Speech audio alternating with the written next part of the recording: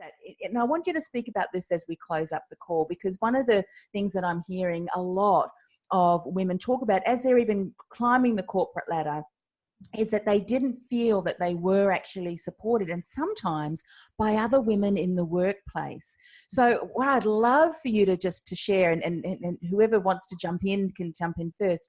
What were some of the things that you did? Is that something that you continue to see? And what can we do to shift that so that women can support other women in rising up the career ladder and not being afraid of seeing other women do successful and be successful in their careers? Well, I'll start. I think a lot of it is having the conversation with other women. And I tried to start doing that, but I would say I started later in my career, because earlier in my career, I was climbing. I was a bit insecure. So I was just looking out for myself and my family and making sure that I was making the right career decisions. And it took me a while. I was in my 40s before I really saw what I could help bring to other women, and that we weren't complementing each other, and that there was, girls can be mean, and there was some meanness.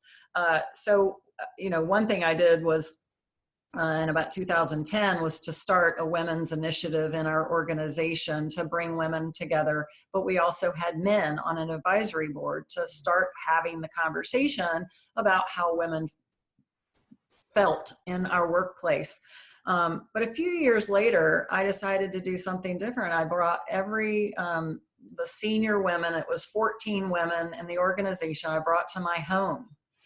And I invited our CEO, who was a man, just to come and say a few words at the beginning, and then he left. And around the dinner table, I started the conversation, and I did a little game as well with flowers and, with teams and trying to build teamwork.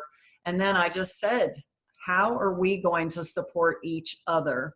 Because the fact, we say that it's the men's fault, that we aren't somewhere, but I think some of us that we are holding each other back by not supporting each other. And the nods around the table were huge. It was just, we agree. But it just took having a conversation, to start moving us forward. Yeah. And I think, Anne-Marie, the real genesis behind us writing Remember Who You Are was complementing beats competing, because we had felt so many claws come out, if you will, in our careers. And because of our age, we oftentimes felt, at least in our earlier careers, it was if only one or two women are going to rise, it was like, well, everybody was trying to keep all the other women down. And I think it just started a bad cycle. And if we talk about that and won't take up the time here, some in the book, but I think that is something that we have to reverse with things such as Paula talked about that she did with her team, and just being vocal about it and helping to encourage women to support other women, because men are much more supportive oftentimes other men,